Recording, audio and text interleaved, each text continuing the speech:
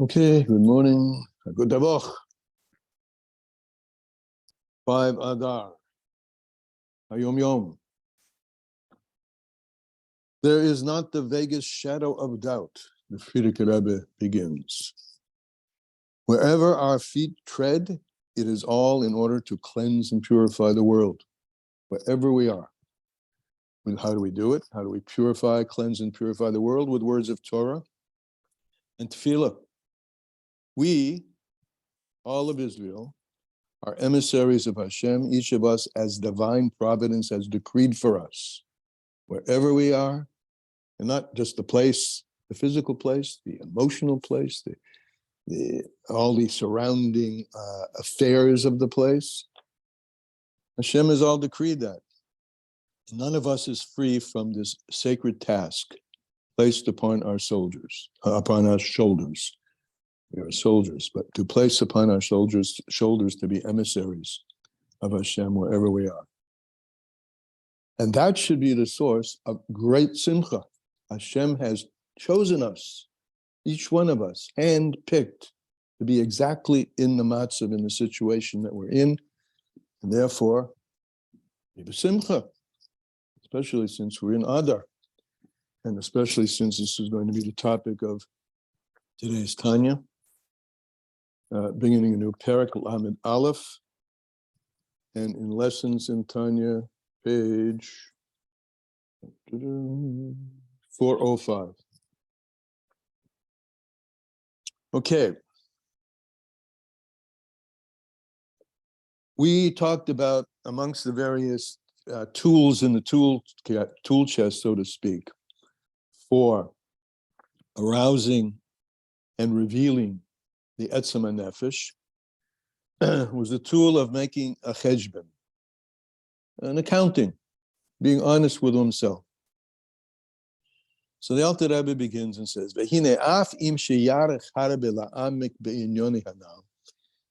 even if a person, or when a person begins to get deeply into these things we mentioned, the one of which, and I'm focusing on this, before you'll see why in a minute, being a cheshbon HaNefesh and being honest with oneself, stay an hour or two, liyes in the michas ruach v'leiv nishbar.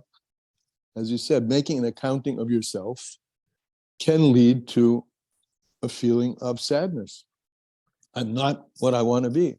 I'm not where I want to be.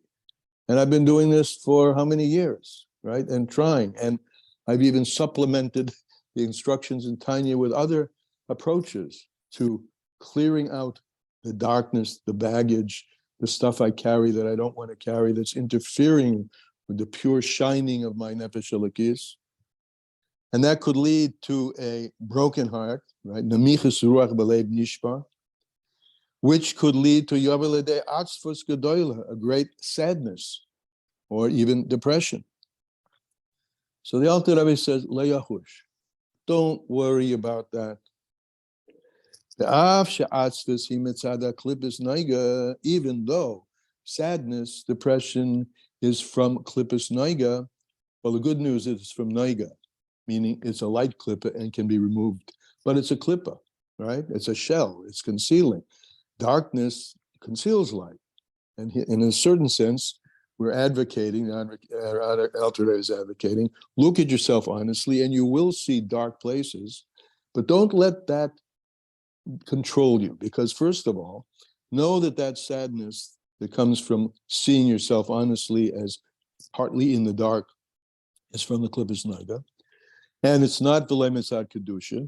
That's number one. It's a light klipper, so there's hope because klippus noigas can be transformed and pushed away. Ki mitzad ha-klippus, excuse me, ki mitzad ha-kedusha kasiv. How do you know it's a klipper? First of all, because if it were from the side of Kedusha, Kedusha is written in Divrei HaYomim in Chronicles, power and joy is in the place of Kedusha. And furthermore, the Gemara in Shabbos says, the Shekhinah can only dwell in a place of Simcha. So this isn't what God is prescribing.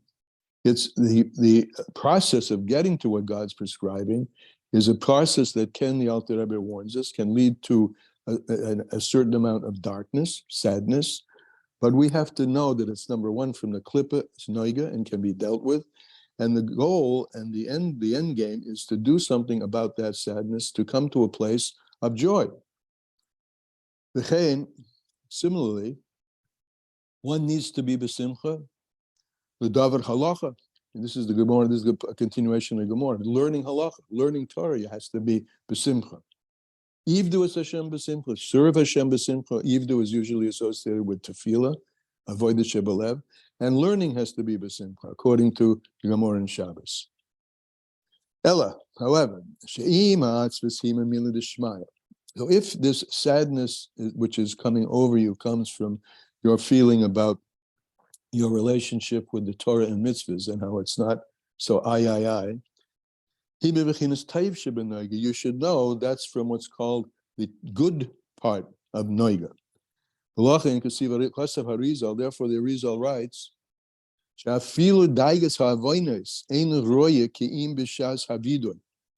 that even your worry about your iniquities, in other words, the way in which you're shortfalling from avodas Hashem, first of all, you should know that should be only involved in those things in particular times, particularly the time of vidoy, and certainly not in the time of davening.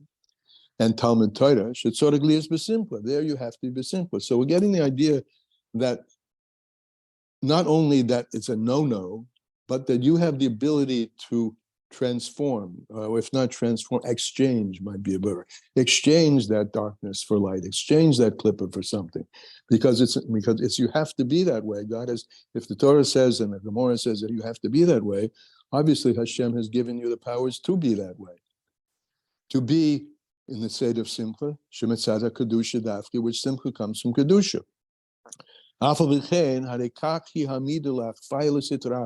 So though you may be in a state of negativity, and it's appropriate to be that in a state of examining your shortfallings in particular times, so, and know that this is a midah, an attribute that is from the klippa, but because it's a klippas noiga, one can overcome it. One can subjugate that sitra achra, b'mina b'dugmasoy, in its kind and exactly where it is. And what does that mean, in its kind and exactly where it is? So comes up an interesting expression from the Gemara in Sanhedrin. It's Gemara Zal. Mine ube avalashade be narga upaga. That from, the loosely translated is, from the wood of the forest comes the handle of the axe to cut down the forest. Okay? From the wood of the forest, in other words, from the tree, and the tree is a neutral thing at best, but it's also here a sign of something that's going to be able to be utilized, even though transformed from its plain apparentness, which is its wood of the tree. You can take that wood of the tree, which, or in this case, the analogy is to the sadness that comes from contemplation, or that may fall upon you accidentally without your actually in bringing it toward you. You could take that wood, and that wood becomes the handle of the axe to cut down the tree. The very sadness becomes an instrument which gives you the impetus to cut down the sadness. That's the idea of that expression. From the wood of the forest comes the handle of the axe to cut down the tree. And this it says, it says a pasuk in Mishlei, from every sadness there should come out an advantage. The hayistron who has simcha. What's the advantage that can come out of sadness? The advantage is hasimcha habo achar ha'etzev.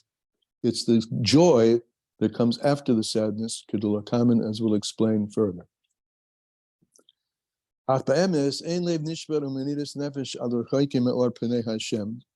In truth, however, brokenheartedness and bitterness, now he's introduced a very important word, bitterness, leiv nishbar, brokenheartedness, right?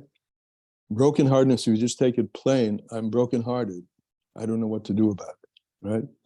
Well, if that brokenheartedness, instead of becoming something that creates a coldness and drives you into the pit, into a deep pit, if you can move that into a state of bitterness, being, as we were about to say later, and we've said earlier, if a person could be rail against that, Yar gives al Yetzer Hara, rail against the Yetzer Hara, and become bitter about that. That bitterness has a koyach, has a power. So ein lev nishbar v'menidas hanefesh al rachoykim ha'oid pnei Hashem. This brokenness and bitterness of the soul, as a result of its distance from the light of Hashem, v'heslabshus b'siter achra, and its enclothement in the siter achra. This is not called b'shem atzvus klal b'lashon hakodesh. It's not really called atzvus. Atzvus can mean depression, but that's not the right term. The Alter Rebbe says, even though we've used this term, that's not the way to take that term. That term in that atzvus in Lashon HaKodesh has another feeling. Atzvus hu shalibi matumtum. If it were straight atzvus, depression, he says atzvus is characterized by a timtum halev, a solidness, a contraction, a closed uppedness, closed up heart, Evan, like a stone.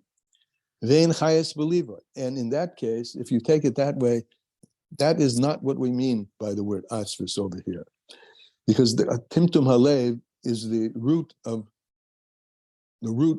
real depression, and real depression gets to a point where there's nothing I can do, and ultimately I give up. Chas v'sholem.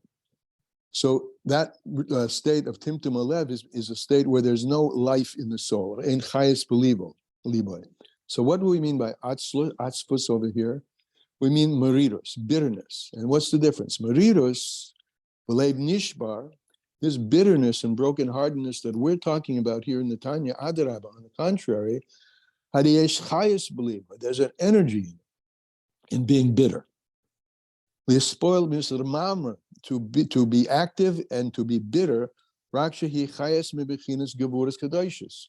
Except you should know that this bitterness, yes, it has a certain connotation, even that, right? The person says, I'm bitter, right? And it's not sweet. One would like to be sweetness, right? Sweetness and chedva, delight, and simcha is the place we want to be in. But you should know that this bitterness, since it's not timtum halev, it's not depression, it's bitterness. So it comes from the gevuras kadoshis. It's a gevura, it's a constraint and a restraint and a tightening up.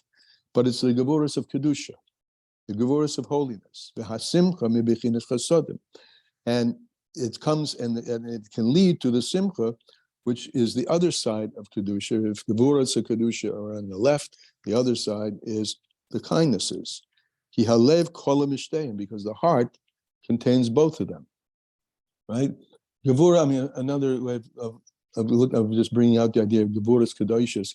Gevura, besides meaning harshness or constraint tightness, also means power.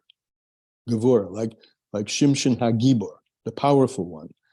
If there's a power in this downheartedness, when it becomes bitter, bitterness has a power, and it has the power, like the axe handle comes from the wood, to cut down the bitterness. It can become and restore itself to the gevuras of kedusha. Instead of gevuras meaning constraint, restraint, and all tightened up in a ball, it can mean the power of kedusha. Sometimes it's appropriate. You have to arouse the gevuras of kedusha, the holy gevuras, in order to sweeten the judgments,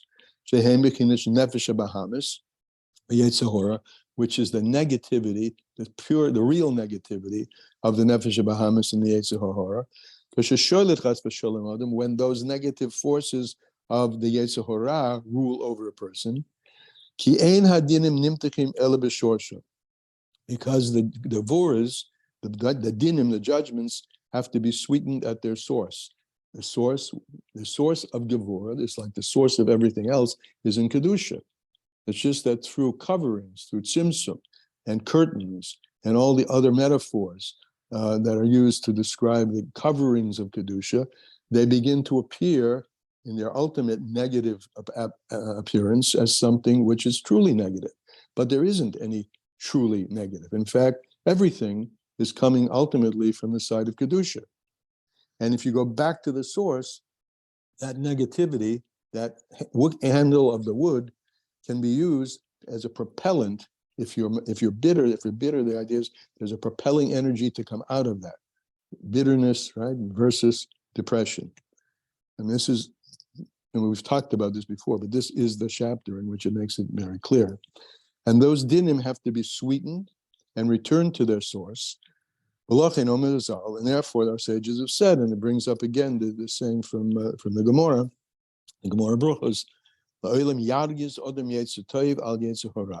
a person should always, we didn't like the word anger, because it is there. It's not the word kas, as was pointed out. I looked up in Google Translate, by the way. It also says be upset against, or let it irritate you. These are nicer ways of saying this, right? But you have to punch it. You have to take that piece of wood and that darkness and utilize it as a tool for motivating you from the dark into the light.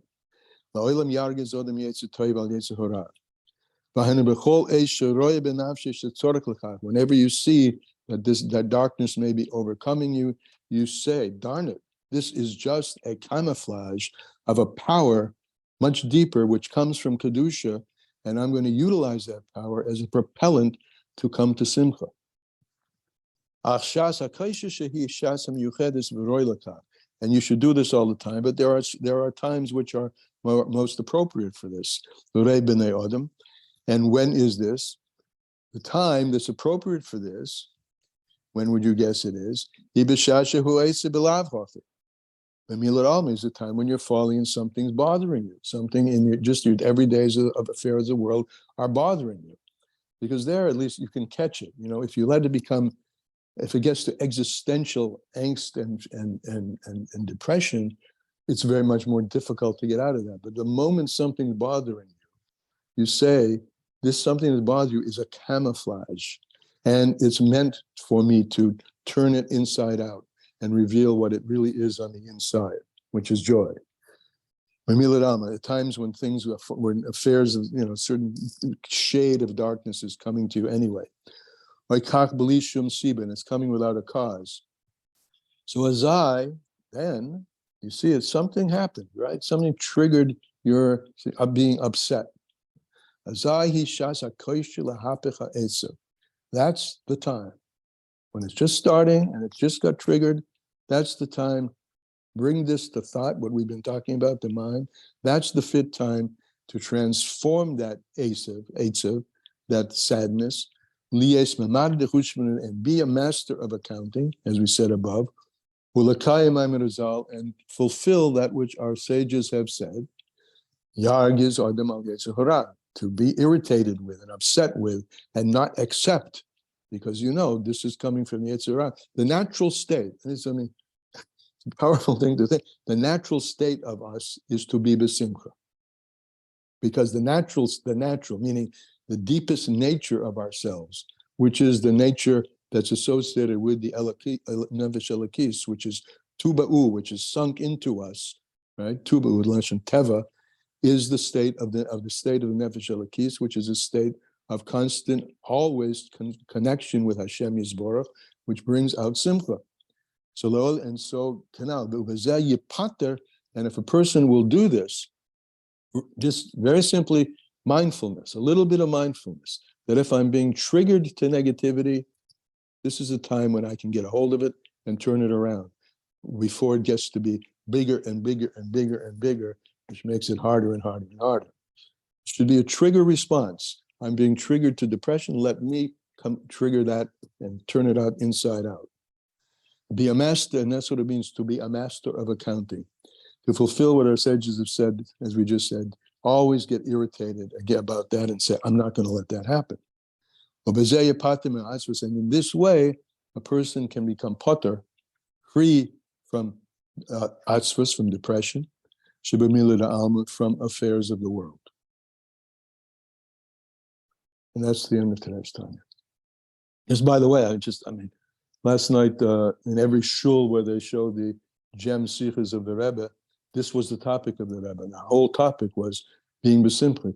So, in other words, you could say to yourself, how can someone command you to be besimcha? Mishanifnas other marbim besimcha. Well, you have a choice. You always have a choice. Bechira. You are never robbed of your choice unless you let yourself be robbed of the choice. And don't do it.